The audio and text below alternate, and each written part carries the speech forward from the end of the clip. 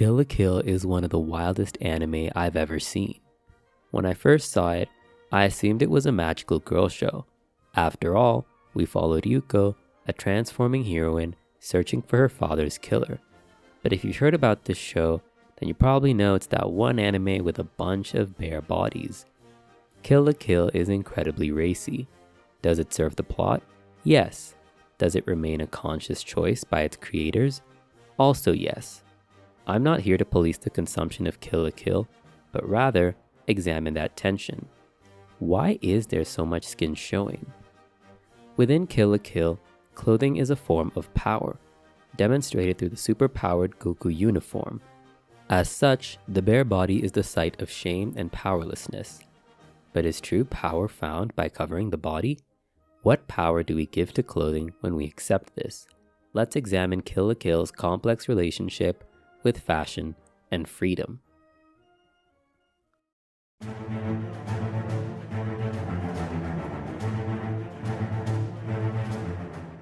Kill la Kill opens on a class of regular students in regular uniform.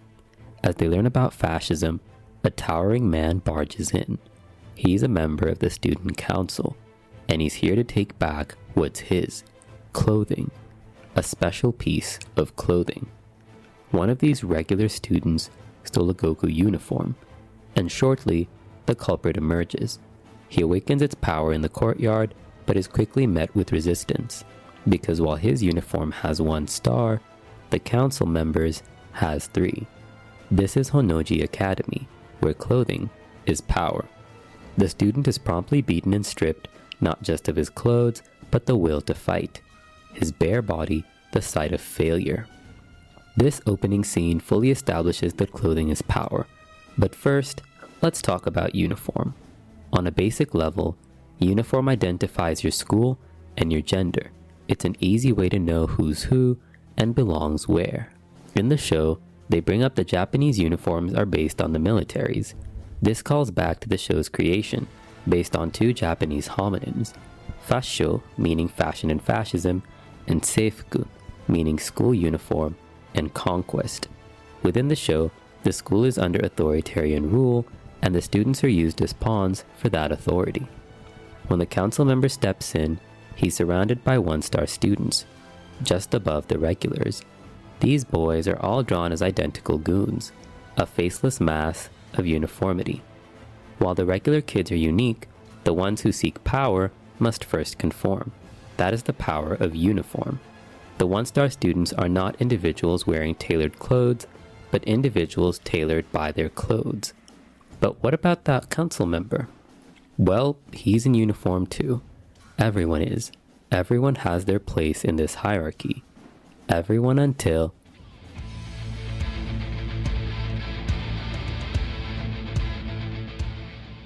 Matoi Ryuko comes to Honno City with one mission: to find her father's killer. Her only clue: half a scissor blade left at the scene. She arrives at the academy and meets Mako, an eccentric girl who keeps her company. She explains the school's hierarchy as they bow before the student council president. This woman is Satsuki Kiryuin. Ryuko takes out the scissor blade, and Satsuki reacts.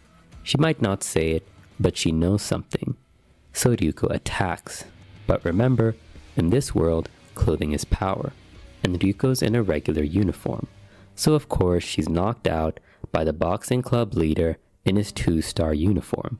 If she wants to fight, then she has to get the right clothes. Following her loss, Ryuko rushes home to her father's grave, the burning house where he died. With a press of a button, she falls through the floor and crashes into the basement. As she bleeds on a pile of clothes, one of them starts talking to her, a sentient piece of clothing drawn to her blood. He throws himself onto her, and their power is unleashed. Ryuko returns in her brand new clothes and utterly trounces the boxer. Her uniform is so strong that his punches do nothing, but her power comes at the cost of her dignity. Ryuko endures the shame and cuts off the boxer's uniform. This is the power of the scissor blade. At the end of the fight, she absorbs a tiny red thread into her clothes. Ryuko's outfit is one of the most contentious parts of the series. While its design is justified in universe, it's still a conscious choice by its creators. So what is this uniform trying to say? 1. That bearing the body is a valid form of power. At the start of this episode, we had a clear dichotomy. Fully clothed means powerful, and bare-bodied means powerless. But with Ryuko here, it's becoming more of a spectrum. Is she clothed? Just barely. The uniform Ryuko is wearing is a kamui. Remember the star system? 1 star, 2 star, 3 star? That's the percentage of life fibers in uniform. What's a life fiber? That red string that Ryuko absorbed. The life fiber is the source of the Goku uniform strength. 10% for 1 stars, 20 for 2, and a whopping 30 for the 3 stars. So how many stars do you think Ryuko has? Well, that's what makes a kamui so special. They're made of 100% life fibers, exacting an extreme toll on the body. To minimize this, kamui make as little contact with the body as possible. See, there is a reason she's dressed like that. But also, isn't this sexualization part of the series' themes? Well, yes, 2 things can be true at once. The conscious choice to sexualize a teenager is bad, and that choice is used to examine the series' themes. Ryuko's power comes from showing her body, not covering up. Minor spoilers, but we later come to find that Senketsu was made for Ryuko, inverting the established hierarchy. The clothing was made for the human, not the other way around. The kamui are a useful tool to examine the series themes, and you'll notice I said are because very soon we meet the second kamui, Kamui Junketsu.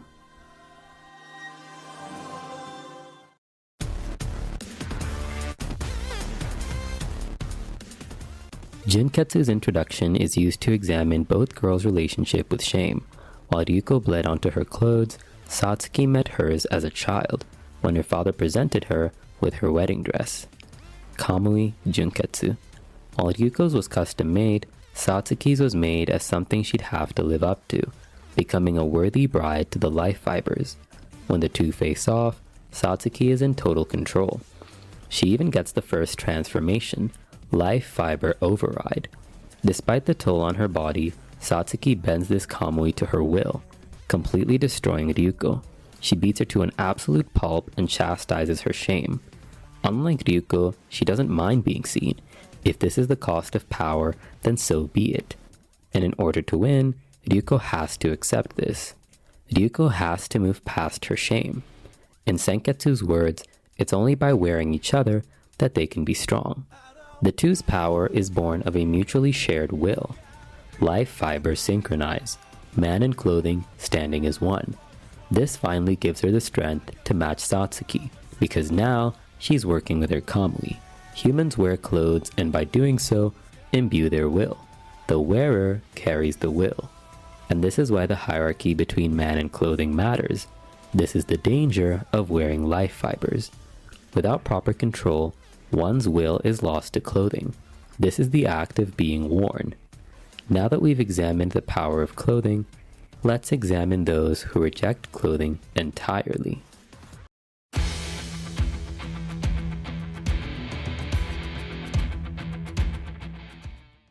Nudist Beach is the antithesis to Honnoji Academy.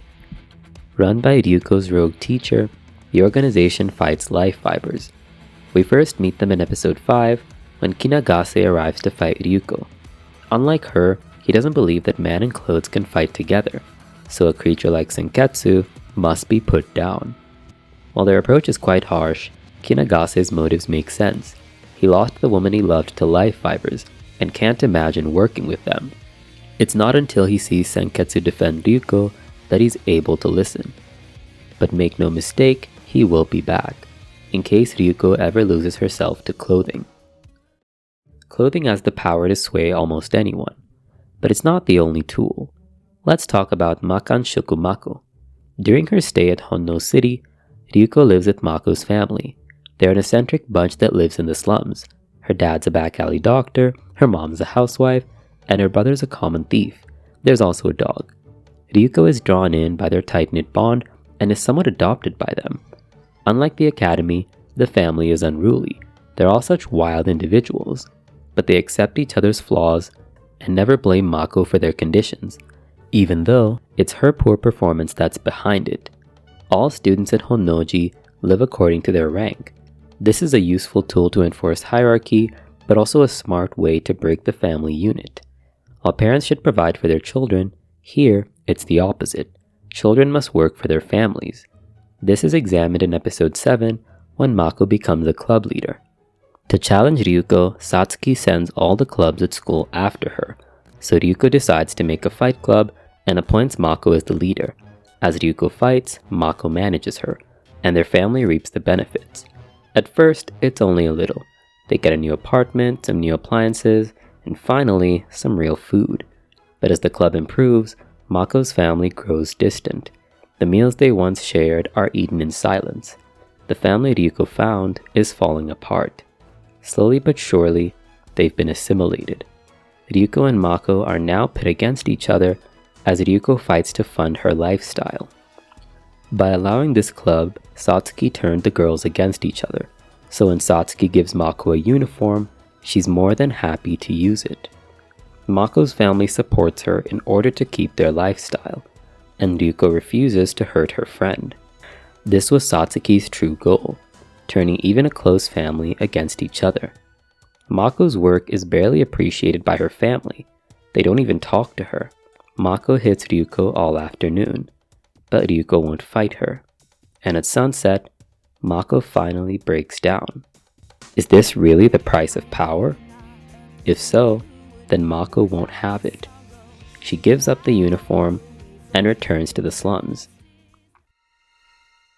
Initially, I really hated this episode. I couldn't believe they made a poor character rich just to send her back to the slum. But thematically, I really like this one. Fighting the system from within is impossible, because power in this system is not earned, but taken. For some, they lose their identity. The one-star goons and club members are all identical. Others lose their relationships, like Mako did. But for those at the top, they must lose something even greater. They must lose their own reality.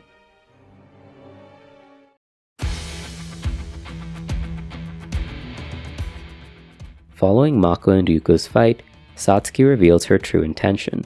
From the start, she used the Fight Club to purge the academy.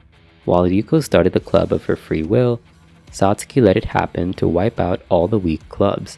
Now that she's done all her dirty work, Satsuki will rebuild the academy. It's time for the Naturals election. Get it? Natural selection? The Naturals election is a 7-day power struggle. Fight your fellow man and make it back to school. Your reward, a 3-star Goku uniform. But how fair is this? Can anyone rise through the ranks? Well, no. First off, now that most clubs have been wiped out, the remaining students are 1-stars and regulars. There are still a few 2-stars, but let's not forget that the Elite Four are allowed to participate. With such a power gap, it's basically their stomping ground. Even when upward progress seems possible, there is a hard limit. Unsurprisingly, after 7 days, the top candidates are Ryuko and the Elite Four, so now she has to fight each one, working her way towards Satsuki. There's Gamagori Ira, the disciplinarian, Sanakeyama Uzu, the samurai, Jakuzure Nono, the musician, and Hokai Namuta, the nerd.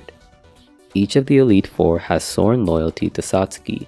While Ryuko's bonds are forged on equal ground, Satsuki's bonds are strictly hierarchical.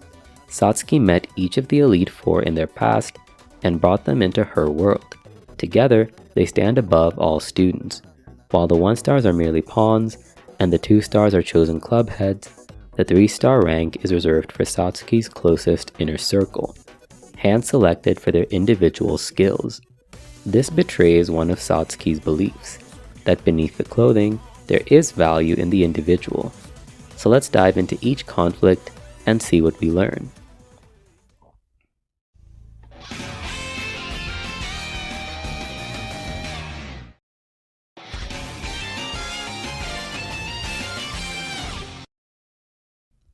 Each of the Elite Four is trapped between two worlds, the material and what lies beyond. This is best seen through Sanakeyama. In episode 1, he was the most impulsive to fight Ryuko, and shortly after, he got his chance. Sanakeyama met Satsuki 3 years ago, when he challenged her to fight his 500-man gang. Back then, Sanagayama had one strength, his eyes, but Satsuki had something better, her spirit. Using the sheer force of will, she knocks out all his men, and even when he gets behind her, she's totally prepared. These are Sanagayama's tactics. He overwhelms his opponent and tries to read their every move, techniques he's eager to try on Ryuko. When the fight starts, he dons his 3-star uniform, the Blade Regalia. In the past 3 years, he's developed the Heaven's Eye, a special technique that reads every movement by the one before it. For each strike, there's a preparation, and as long as he can see that, he's already won. When Ryuko manages to hold up, he moves on to the Godspeed 1,000 strikes, twice the number of men he had in the past. While it seems like Sanagayama's grown, in actuality, he's stagnated, because his very abilities become his undoing. Ryuko figures out that if she covers his eyes, then she can win. The fight ends abruptly, and Sanagayama is disgraced. So why did he lose the fight? Well, just like before, he relied on what he could see. But when Satsuki beat him, she had her eyes closed. She didn't need to see that he was behind her, she simply knew it. For Sanagayama's next match, he has his eyes sewn shut, heightening his sense of the world around him. Now, he has the mind's eye, an internal sense of where everything is. This is what allows him to beat Ryuko, because now his eyes lie within his mind, in a place where no one can cover them. Let's get back to the Naturals election.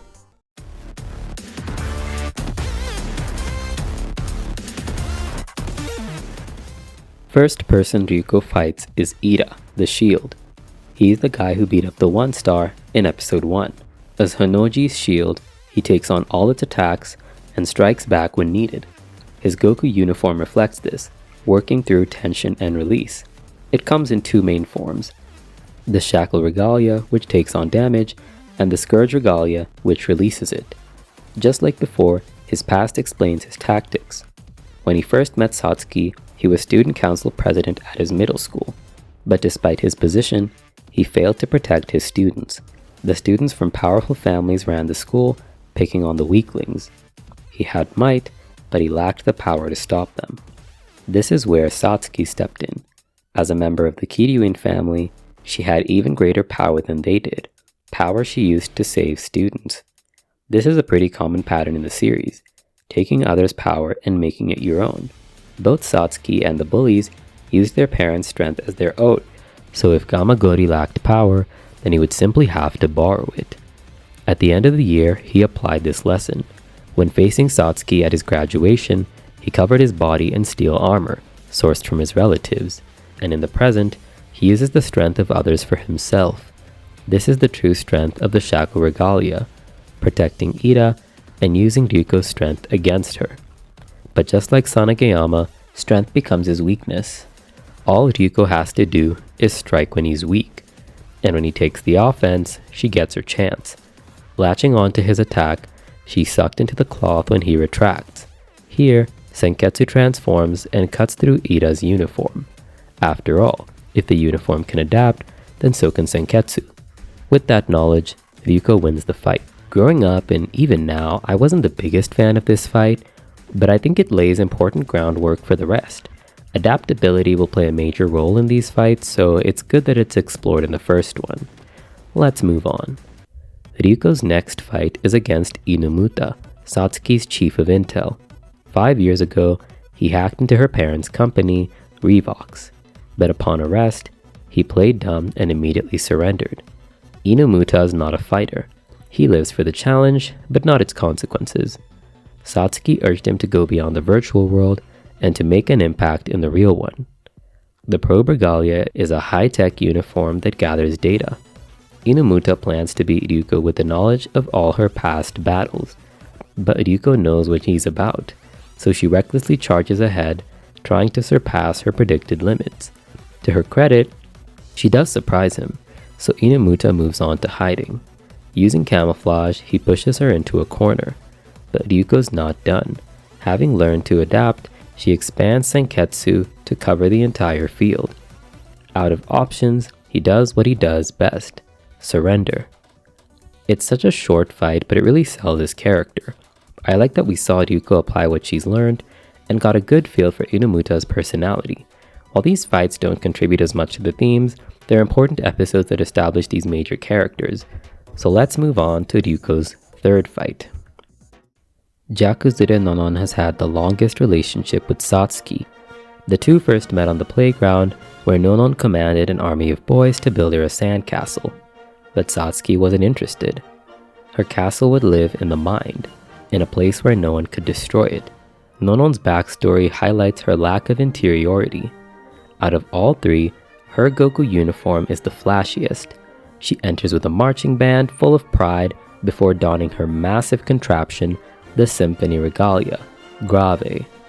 The sound alone is overwhelming, pushing Ryuko to the ground.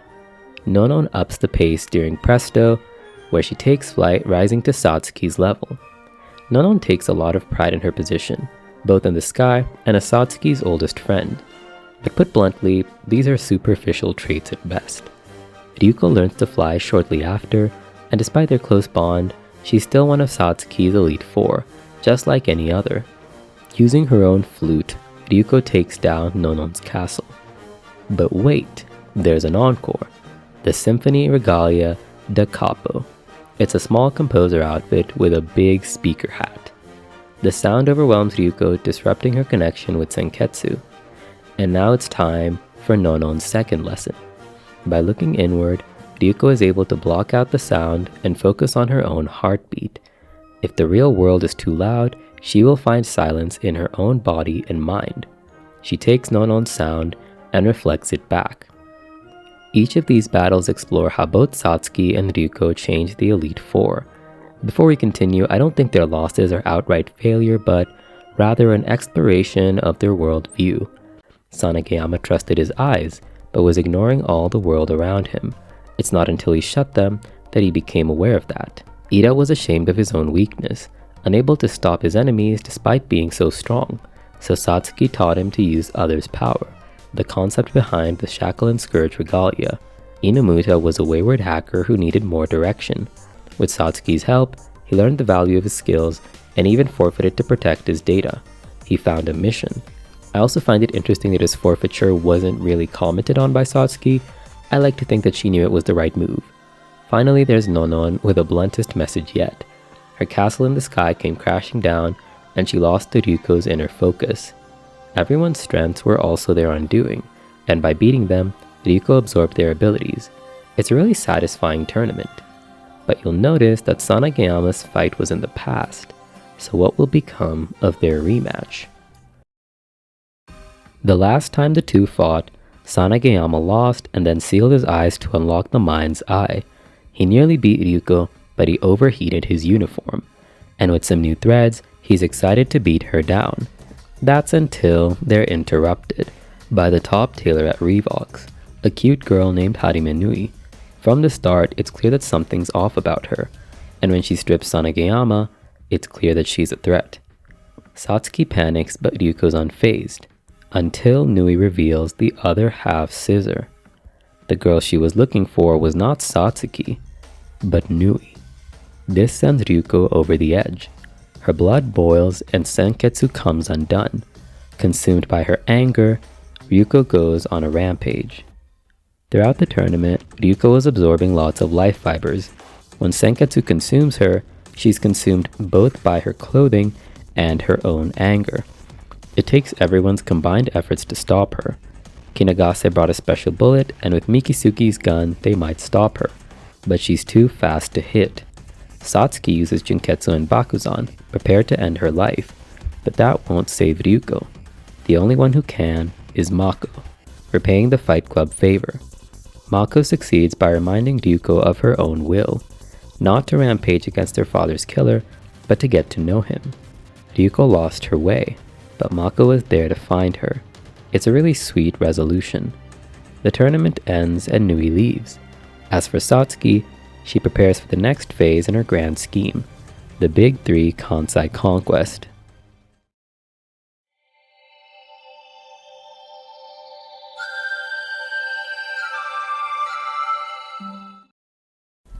Life fibers synchronize. That's the transformation between Ryuko and Senketsu. The act of being worn is submitting to someone's will.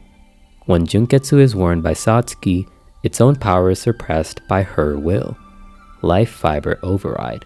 That is not what happens between our main duo. Their relationship is mutual. Ryuko offers her blood and Senketsu grants her power. So what happened during the rampage? Why were they a creepy hybrid? Well, this form is what happens when they use each other, not mutually, but selfishly. Senketsu loses control and gorges himself on Ryuko's blood. Similarly, Ryuko uses him for his power to defeat Nui. What's being depicted here is a breach of trust, the biggest test for their relationship. I will admit, the anime doesn't specify that Senketsu is doing anything wrong here. It's a little hard to read, so I am curious what viewers think of this specific scene. Ryuko takes a while to recover from this. How can they wear each other without using each other? The two talk it out before deciding to try again, but only with the promise that they'll stop each other. Ryuko won't abuse his power anymore. This is tested when Harime Nui returns. Ryuko holds back to her own peril, losing Senketsu in the process. Satsuki saves her from death and takes the scraps for herself. The true purpose of the Big 3 battlefield arc is to smoke out all resistance to life fibers. Satsuki rates the schools to find out who is supporting their resistance, and behind each one was Nudist Beach, the primary opponents of Revox. This feud goes back all the way to Ryuko's father. Notice how Satsuki doesn't have a dad and Ryuko doesn't have a mom?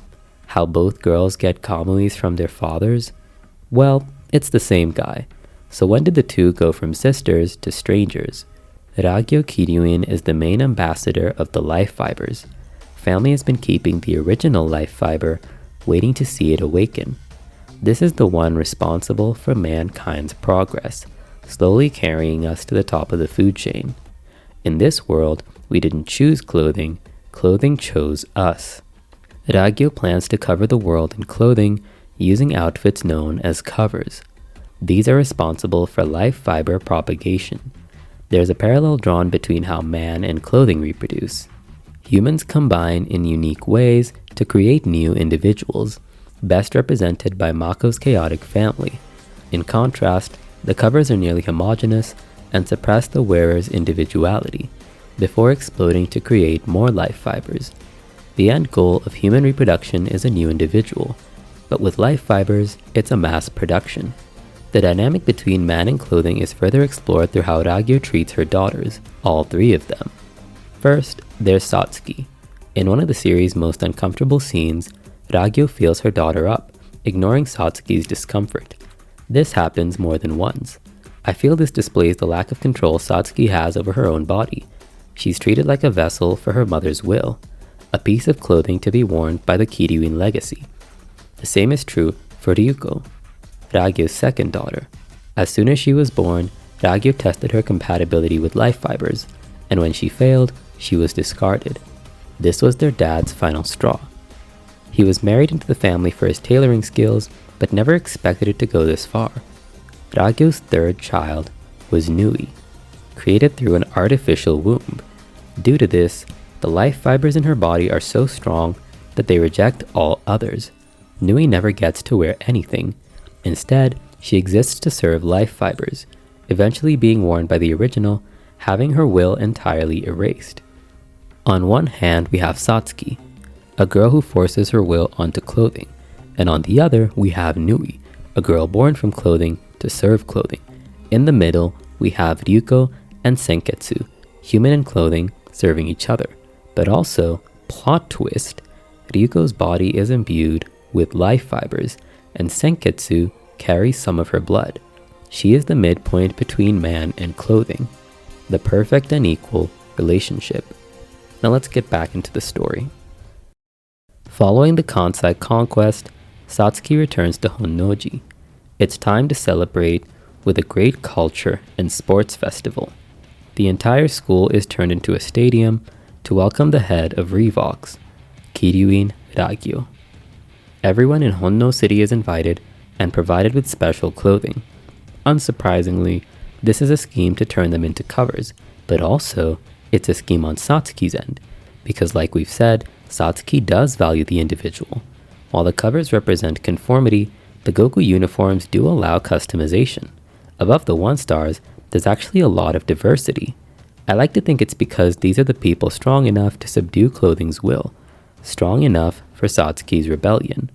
Because all this time, Satsuki has been raising the student body as an army. The human body loses resistance to life fibers in adulthood, so teens are the perfect weapon, establishing their own identities and resisting conformity. When Ryuko arrives, she announces her will to serve clothing and traps the audience in their outfits. Ryuko arrives to stop her, but amid their dialogue, Satsuki stabs her own mother. The rebellion against clothing has begun. The final arc of Kill la Kill follows all the characters fighting Ryuko. A lot happens, but we'll focus on the overall message. First off, Satsuki's rebellion fails. She gets absolutely wrecked by her mom. Ryuko's suffering too. Having found out the truth of her birth, she can't accept that she's a weapon, her father's weapon against her mom. This causes Ryuko to reject Senketsu and her allies. If she's half human, half clothing, then whose side should she be on? In the meantime, Ryuko makes the decision, sewing Junketsu onto her skin. This is accompanied by a fantasy of her marrying life fibers, which is fitting. Junketsu is a wedding dress, worn by those devoted to clothing. To get her back, Satsuki wears Senketsu. United in their will, Satsuki and Senketsu transform. Life fibers synchronize. They keep her busy, but ultimately, she can't win. It should be noted that the Elite Four has been fighting with N Beach, showing that a resistance without clothing is possible. They arrive to help, but Nui interrupts. With Junketsu sewn to Ryuko's skin, there's no way to separate them. But once again, Mako comes to the rescue. Diving into Ryuko's mind, she's able to bring her back. Ryuko rips off Junketsu and finally gets the other scissor half. They've been teasing this for a while, so what does it actually do? Well, when both halves are together, they can completely cut through life fibers, negating their ability to regenerate. She uses them to cut off Nui's arms, and in response, Nui retreats. It's time for the final battle. The final fight of Kill la Kill pits Ryuko against Ryuko. The original life fiber is awakened, and Nui has completed Ryuko's very own Kamui, Omni Silk Koketsu. Using its power, she awakens all covers on the planet, slowly turning it into a cocoon. To beat Ryuko, Ryuko asks for everyone's Goku uniforms, and using all their life fibers, she awakens the form Senketsu Fashion Week. With this power, she flies to space for her final mission. Previously, Ryuko used the power Absolute Domination to bend every life fiber to her will. With a planet on the line, Ryuko does what she does best, absorb. Each fight has been teaching her to absorb the abilities and power of those around her. So with that power, she gets close enough to absorb Ryuko's ability, commanding all life fibers on the planet to rest. This is a great parallel to how often characters take on others' power. It's a real full circle moment. Bare bodies crash down to the earth as they're released from the covers, finally unbound by their clothing. As Ryuko falls down, she's left with nothing but her own body, and as everyone rushes to catch her, we understand the series' final message, that the bare body on its own is powerful. The entire series has examined the powerless body through defeat, objectification, and exploitation. But the body has a power that cannot be stripped. The chaotic threads of humanity combine to catch Ryuko, a mass of bare bodies with no shame. Their collective effort defeated Ryuko. I also appreciate how many different people there are in the cast. The whole world doesn't need to be a perfect cloth and can be held together by various strings. Ryuko wrestles with her alien nature, the student council frustrate each other, Mako's chaotic family surprise and annoy everyone. Even the worst, most annoying characters have a place in this world. What Ryuko desired was the death of individuality, the very thing she fought to stamp out, becoming what would defeat her. The collective varied efforts of the entire cast defeat the uniform, and thus uniformity. In the OVA, Rogue fibers create clones of the Elite Four from the students' memories, but these are defeated with ease because humans change, and humans change clothes. Uniforms are meant to be grown out of, and the true value lies in the body underneath. I hope you enjoyed my review of Kill la Kill. I've always enjoyed fashion and magical girls, so I'm sure you can imagine how I came across this. Coming back to it, I missed a lot of its meaning as a teenage boy. The show's spectacle is overwhelming. I hope I convinced you to give it a rewatch or consider giving it a shot. With that said, I will see you guys next time.